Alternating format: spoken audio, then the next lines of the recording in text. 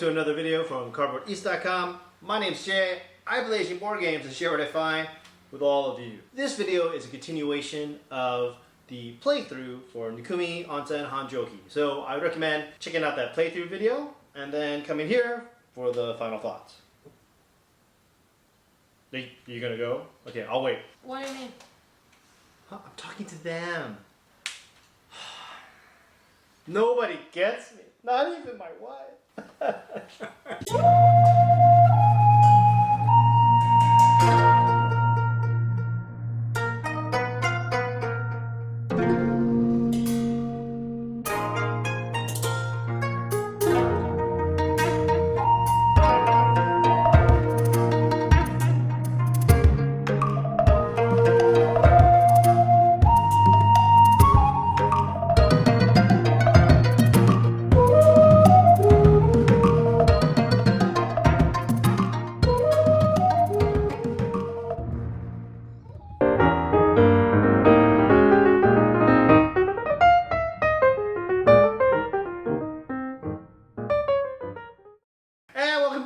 Let's see, let's go ahead and break this down into positives and negatives. First off, the first player token is just amazing.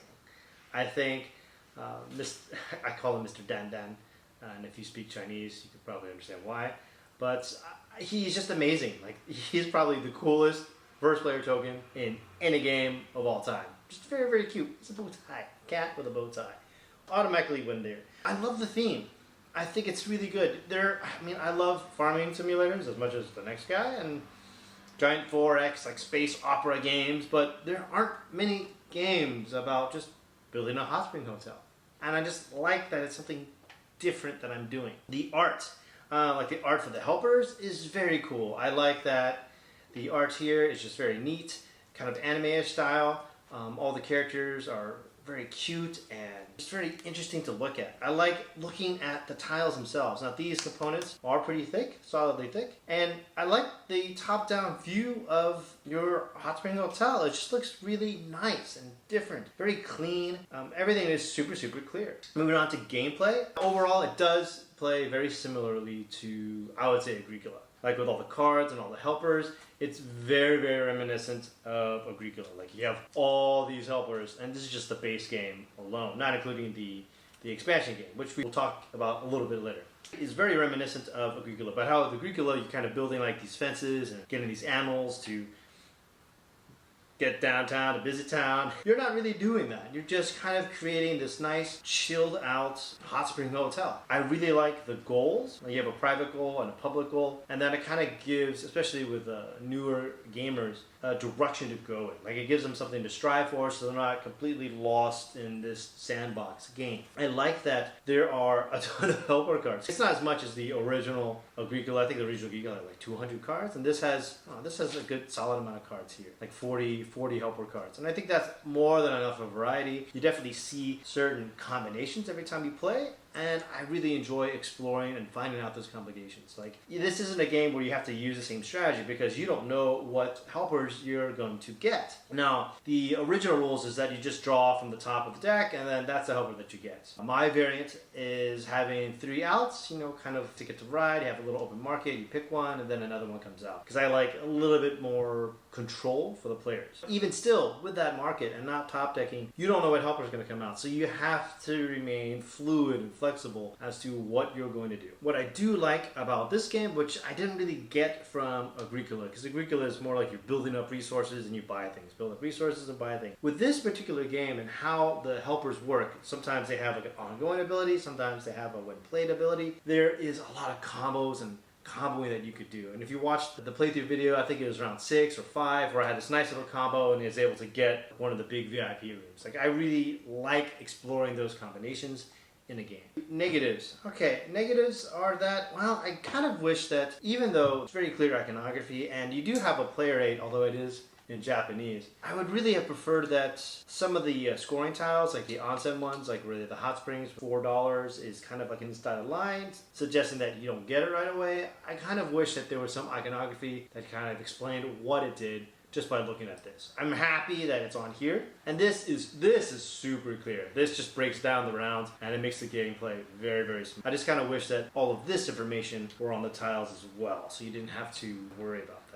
Another negative thing is that you didn't really see it in the gameplay. I feel a little bit awkward about the dice. I don't mind too much randomness, but sometimes when you go to these locations, it says roll the dice up to 3 times. You roll a 1, I don't like it, roll again, I don't like it, roll it a 3rd time, and then you're just kind of stuck with it. If you watch the playthrough, I have my own variant where I kind of do that. But at the same time, like if this isn't for you, there is another side for it, and where there isn't rolling. So what I really like is that this location, these location cards where you go to in your worker placement, all double-sided. There's A and B, and you can kind of mix and match and decide however you want to do it. Also, with a player count, like these are all going to change with different player counts, and I really like that there's a little bit of variability there, and I like that this can change too. So it's never exactly the same game twice. As for the solo game, which you saw, once you know what you're doing, you go on at a really nice clip. If I didn't have to talk my way through the playthrough video, I could probably knock this out in maybe 30 minutes. And it's very chill, especially in the mornings, like on a weekend morning, if I just happen to wake up earlier and I can't go back to sleep. Like I can set this game up, knock out a game, and it's just very relaxing and pleasant. Not every game has to be super hardcore and intense and some can be nice and chill that you can enjoy with a nice cup of tea or coffee. And I think that this is definitely it. And this is one of the things that I love about Asian board games is that you get to see different stories being told. The good news about this is that if you are interested in this game, you can get it as of now. Right now it's March. In April, a bigger Japanese publisher, so there was a small publisher that printed this out, and they came out with an expansion. They're going to be publishing this in April. I'll put a link below, and you can actually buy it now on Amazon JP. Now, if Amazon JP does not ship internationally to your country, I recommend that you use any number of shipping companies in Japan, where you could just have things sent to some local warehouse, and then that warehouse will mail things to you. There's quite a few of them. In the link below, I will include a link to a BGG forum where lots of people talk about the different kinds, and basically there are, I don't know, maybe like 10 or so. Pick the one that works for you. Each country is going to be different, and there's going to be different regulations. I use tenso.com, and I live in Taiwan, so shipping from Japan to Taiwan is super cheap. Like something shipping from the east to west coast in the States. Like it's just very, very cheap. So I don't really have to worry about which ones I use. I just use Tenso because it's just very simple. The new edition will have the base game. It will not have Dan Shen Shen. It will not have him. He will become a little token. They also changed some of the art.